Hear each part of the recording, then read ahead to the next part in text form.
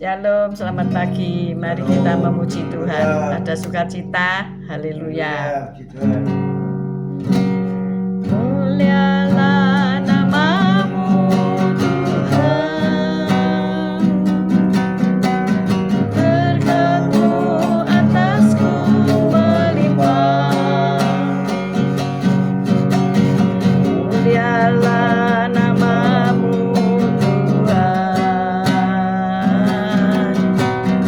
Kau layak terima pujian tertinggi.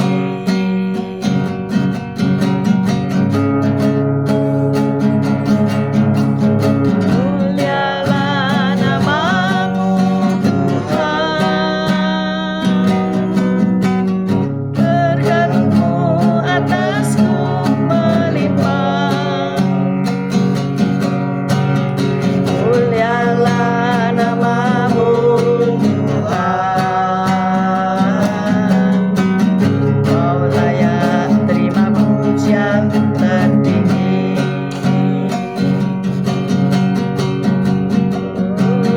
Haleluya, haleluya.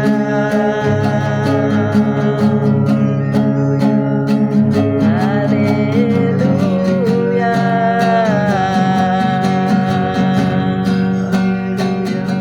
Sikaramasyande. Haleluya.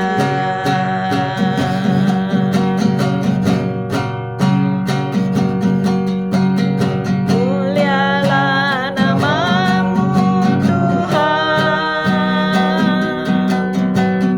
berkat-Mu atasku melimpah. Mulialah namamu Tuhan, Kau layak terima pujian tertinggi.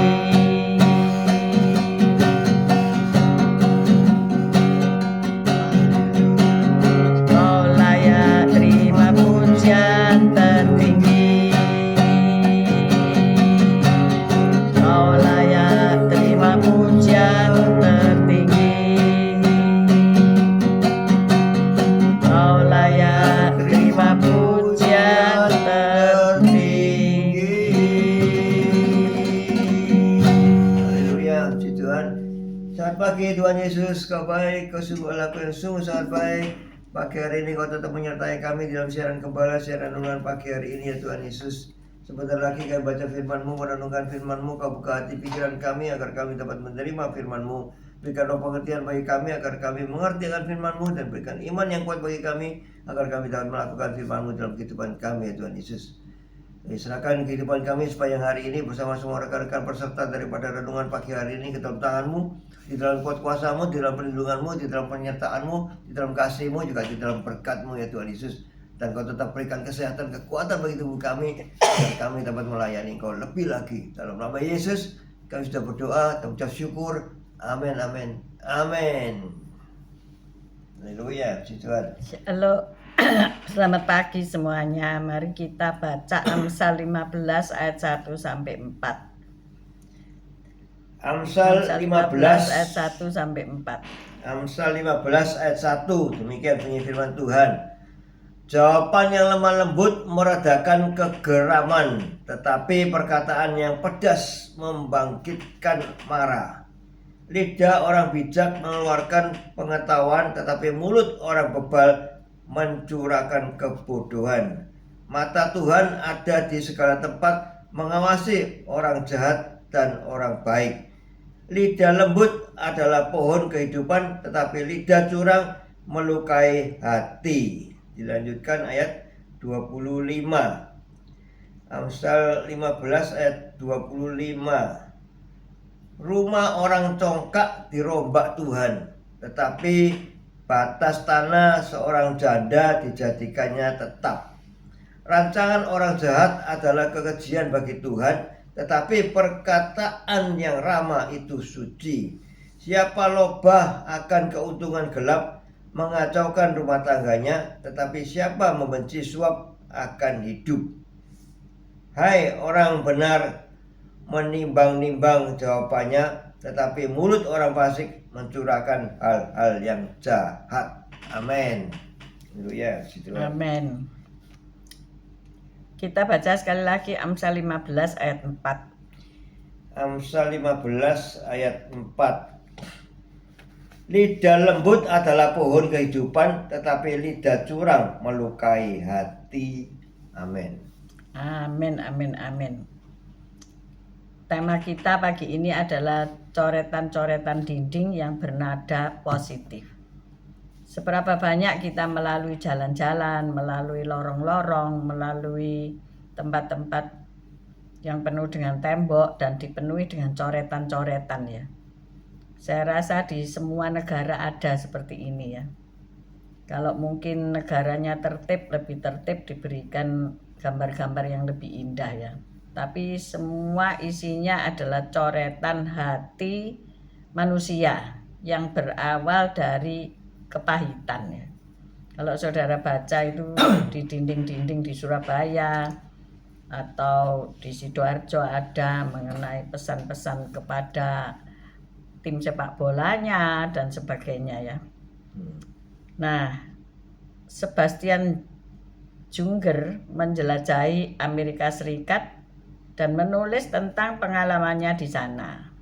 Di tahun 1980-an, ia memasuki sebuah toilet di kawasan Florida Key dan menemukan dindingnya dipenuhi coretan bernada kebencian.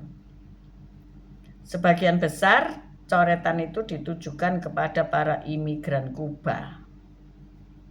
Namun ada yang menarik, jadi tampaknya ada seseorang yang berasal dari Kuba menulis demikian.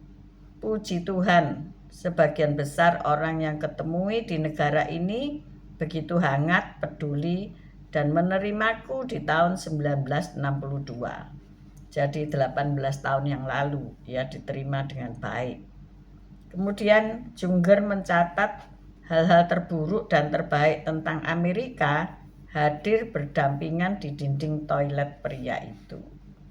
Jadi tembok-tembok itu mencerminkan kualitas atau keadaan suatu bangsa ya.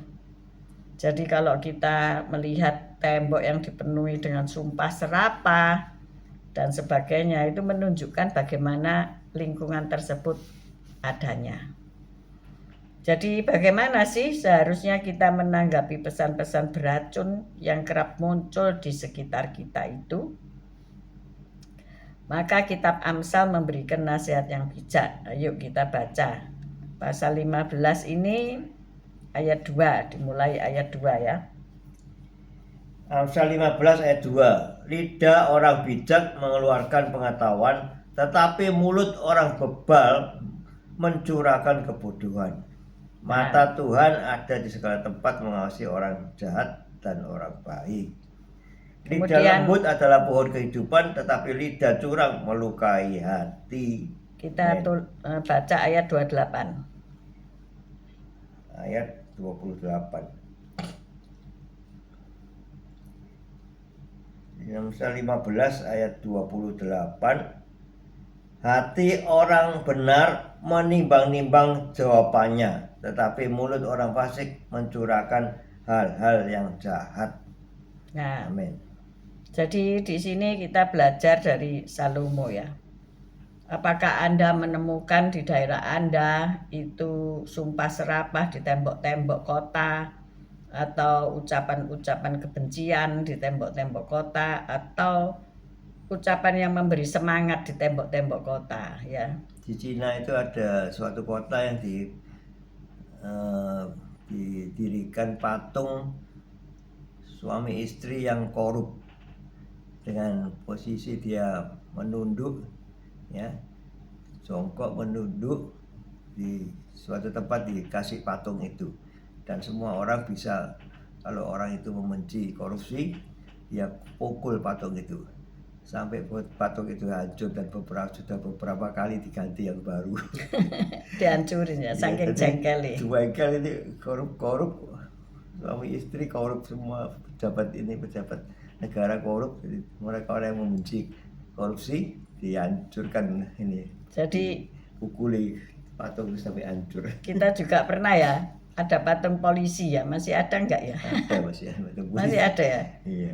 Itu kan menandakan betapa tidak taatnya masyarakatnya ya. Kalau sampai ada patung, jangan sampai patung Bapak Ibu Gembala ditaruh di gereja ya. Iya. Foto Buat gitu ya. meden-medeni gitu ya. Foto Bapak Jangan Gembala sampai serem gitu ya. ya. Jadi kita belajar dari itu luapan hati dari masyarakat yang tidak terakomodir ya. Kalau Anda misalnya di satu perusahaan terus aspirasinya tidak bisa disampaikan atau tidak didengarkan, itu mungkin kan gondok gitu ya. Demo itu. Makanya ada demo yang tidak tersalurkan gitu ya. Tapi kita juga harus bijaksana, apakah dengan demikian itu lebih baik, menjadi lebih baik, atau menimbulkan kerusakan atau kemalangan atau kerugian bagi diri yang menulis gitu ya. Pak Bambang operasi apa Bu? Operasi tangan apa? Dulu pernah operasi tangan ya, ini Bu Vera nulis. Nah jadi nanti kita doakan. Jadi kita kembali kepada tulisan-tulisan tadi ya. Ada sebuah restoran di Semarang ya, De Kamboja punya Ibu Ana Avanti, itu bagus ya. Tulisan-tulisannya itu menyemangati, walaupun tidak ditulis ada ayat-ayatnya di mana, tapi itu penggalan-penggalan daripada Amsal Ya, atau dari firman firman Tuhan ya. Jadi itu kan orang makan bisa tenang, bisa oh iya ya mungkin aku begini, aku bisa memperbaiki diriku. Jadi sedapat mungkin dengan tulisan itu kan dibaca semua orang ya. Jadi disinilah kita mendapatkan bahwa tulisan-tulisan itu sangat berguna jika itu bernada positif ya. Kalau bernada negatif, ujaran-ujaran kebencian itu diterus-teruskan seluruhnya, maka yang terjadi ya berlanjut ya, kebencian itu akan berlanjut. Shalom Bu Yosinta, lekas sembuh ya, asam lambung naik gitu ya. Jangan makan asinan ya. Atau asinan Bogor itu enak ya, tapi tidak boleh. Rujaan ya toh. Ini ibu-ibu ini senengane rujaan sih. Rujak manis. Rujak manis, rujak petis ya, pokoknya rujak ya, itu kan salad ya. Tapi kalau terlalu banyak ya nanti lambungnya jadi asam. Buahnya bagus, tapi bumbunya itu yang pedas. Manis-manis pedas. Oh, Pak Bambang operasi wasir ambeien. Walah. Jadi kurang makan buah ya, Iya. dan sayur. Itu Buah dan sayur, pisang, pepaya. Dua hal murah meriah tapi lancar, Bro. Pisang sama pepaya sama sayur mayur ya. Serat ya. Tapi saya punya itu ya, obat anti wasir yang mujarab, murah di pinggir-pinggir jalan ada, yaitu bunga wungu.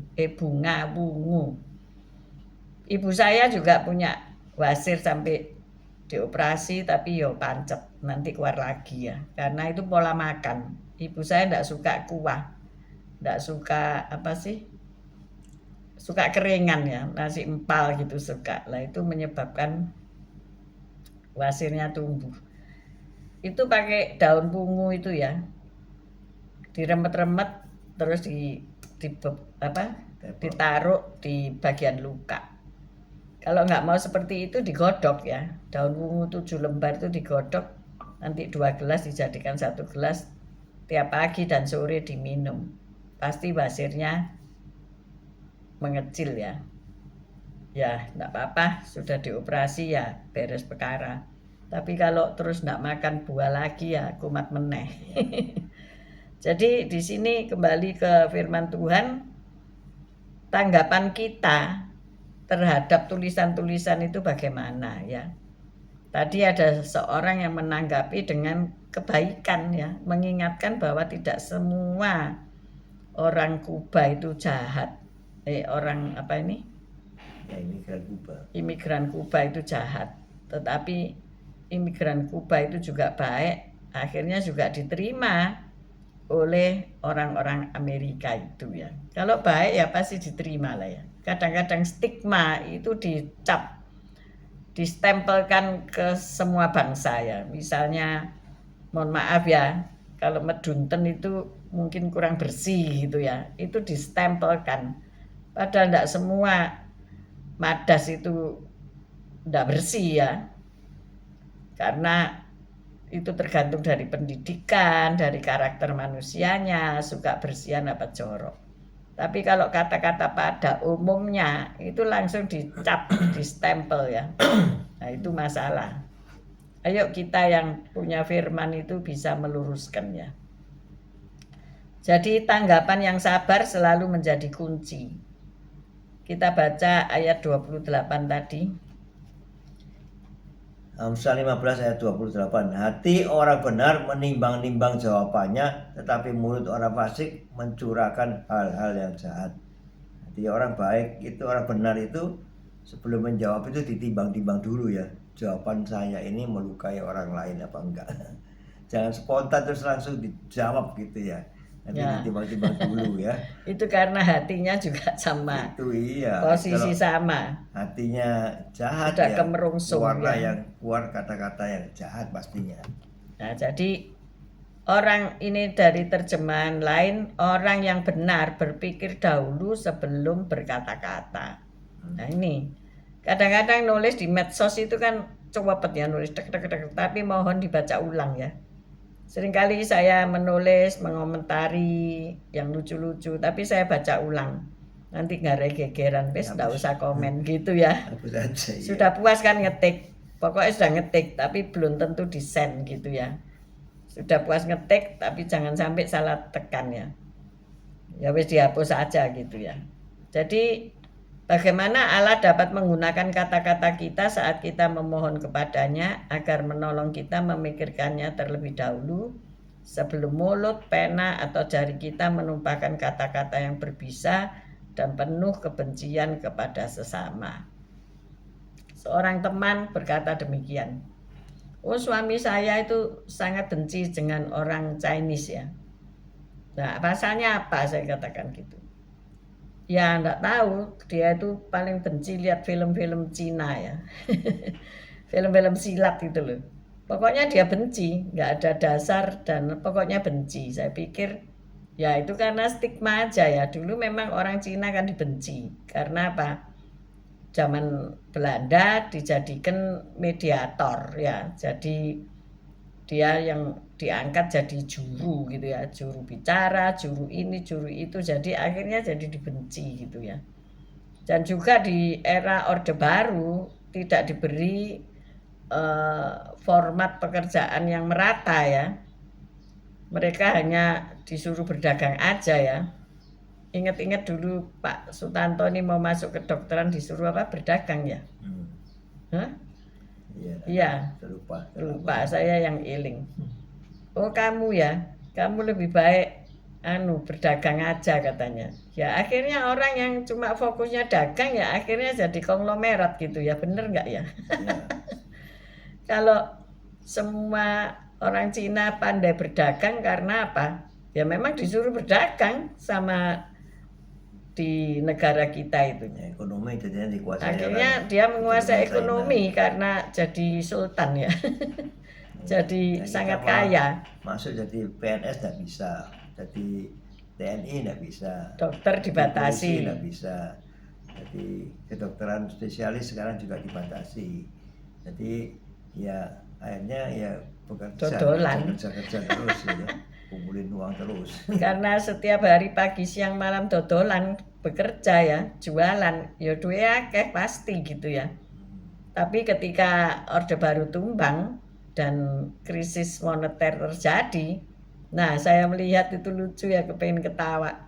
Semua di kampung-kampung buka toko, bener nggak ya? Iya, panjang di jalanan kampungnya itu. Deketnya rumahnya Pak Mei itu depan kan kampung. Itu nggak ada satu rumah pun yang tidak dibukai bedak ya.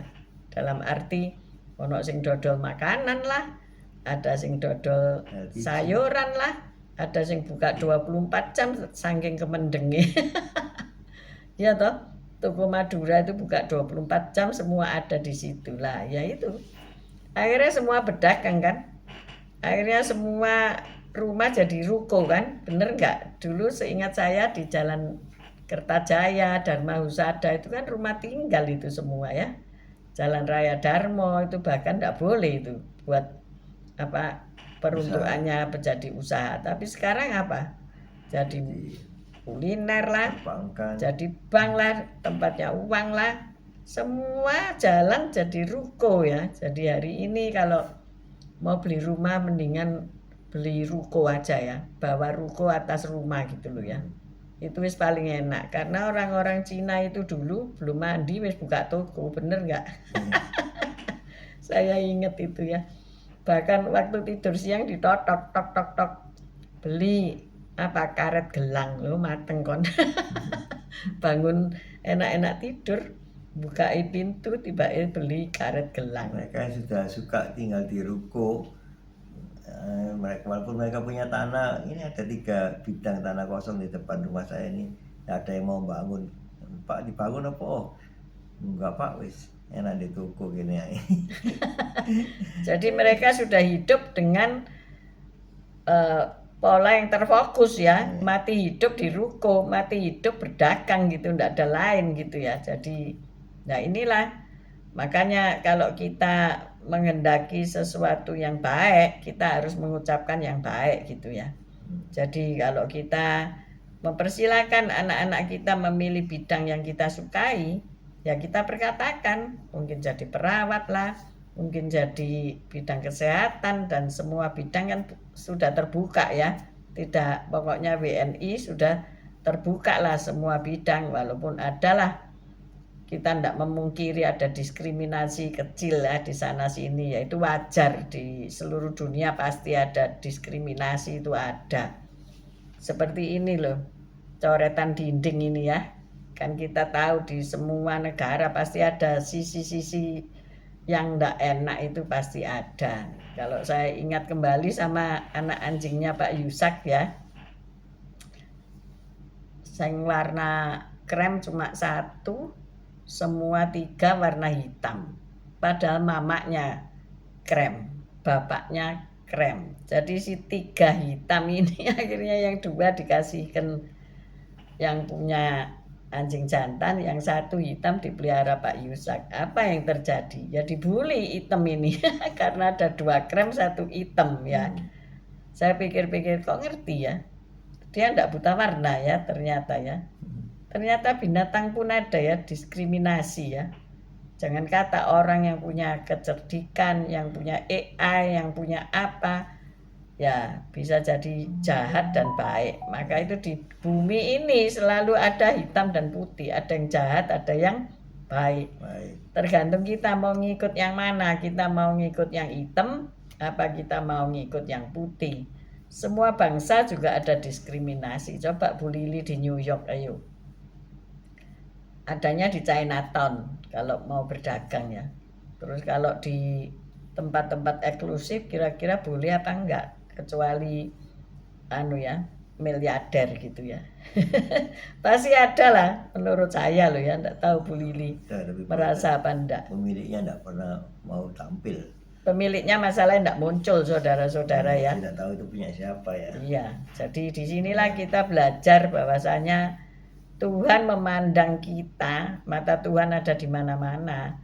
Tuhan memandang kita kan sama, hanya mata kita aja yang berbeda-beda ya, karena apa? Stigma, ya itu karena stigma. Dulu ya, mohon maaf ya, ada boneka dakocan, kan itu boneka pembulian ya, dan akhirnya kan tidak ada itu boneka ya. Saya sempat punya loh ya, dan ada lagunya ya, tapi tidak pernah dinyanyikan lagu lagi ya. Karena apa? Ketika saya ke Eropa, ke London ya, terus apa? Anak saya itu mak comblangnya orang hitam ya, tinggi dan so black gitu ya, black is beautiful. Dan saya melihat di sana campur ya, campur orang Jepang menikah dengan orang hitam ya. bukan hitam sawo matang, bukan black ya, giginya tok yang putih. Itu orang Jepang kan putih ya, jadi yang cewek itu orang hitam. Tapi mereka ya akur-akur aja gitu ya. Jadi memang kasih Kristus itu meniadakan perbedaan ya. Kenapa kita kok bisa bergaul dengan orang yang dari ekonomi rendah sampai ekonomi atas, kita hamba-hamba Tuhan bisa bergaul dengan mereka ya. Ya karena kasih Kristus. Maka ayo kita memandang setiap manusia itu dengan kasih. Maka yang terjadi adalah nggak ada coretan-coretan yang bernada menghina atau menghujat dan sebagainya. Ayo, mari kita berdoa. Kita doa untuk Pak Bambang, untuk Bu Yosinta, supaya mereka cepat sembuh ya. Mari kita berdoa. Terima kasih Tuhan Yesus atas firman-Mu ya Tuhan, sehingga kita membeda-bedakan di antara kita tidak akan membenci sesama kita, tapi kita harus lebih lagi mengasihi sesama seperti kami mengasihi Engkau Yesus. Dalam ajaran-Mu juga Engkau mengajarkan kami untuk kami mengasihi sesama.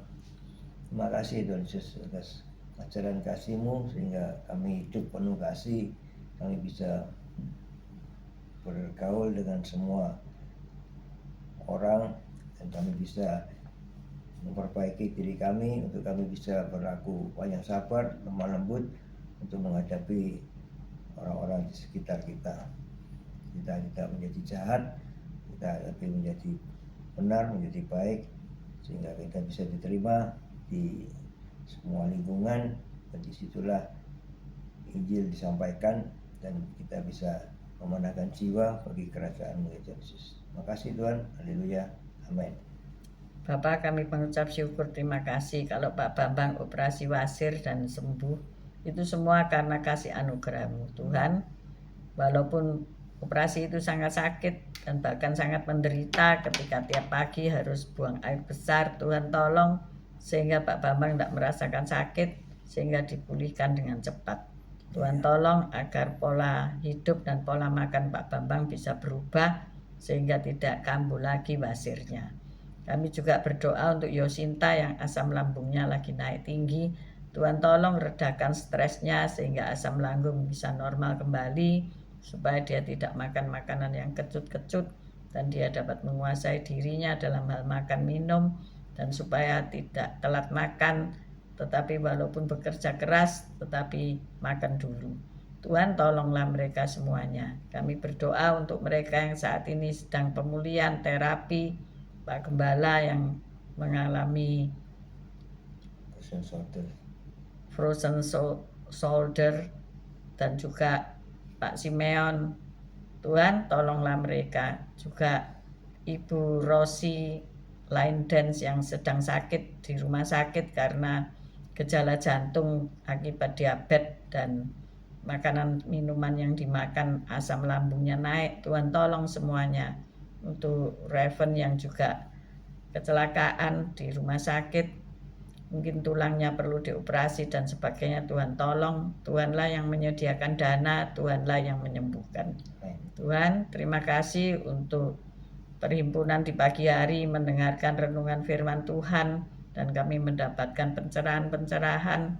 Kami percaya anak-anak kami akan mendapatkan pekerjaan yang baik, mendapatkan jodoh yang sepadan.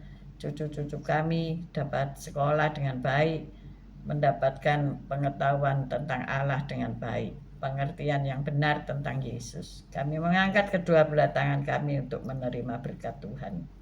Tuhan memberkati engkau, Tuhan melindungi engkau, Tuhan menyinari engkau dengan wajahnya dan memberikan engkau kasih karunia. Tuhan menghadapkan wajahnya kepadamu dan memberikan engkau damai sejahtera. Terimalah berkat dari Allah Bapa, Putra dan Roh Kudus, berkat kasih, sukacita, damai sejahtera mulai pagi hari ini sampai Maranatha Tuhan Yesus datang untuk kedua kalinya, bahkan sampai selama-lamanya. Mari yang sudah menerima berkat Tuhan katakan bersama, amin, amin, amin, amin. Tuhan Yesus memberkati kita semua.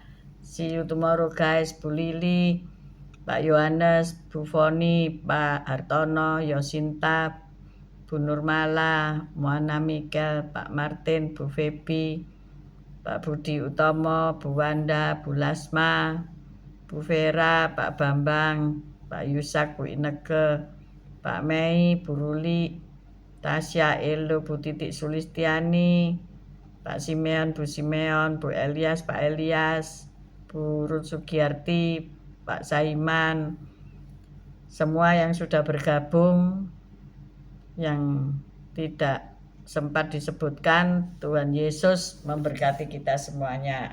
Amin, amin, amin. See you tomorrow guys, tetap sehat, kuat, dan semangat. Haleluya. Puji Tuhan.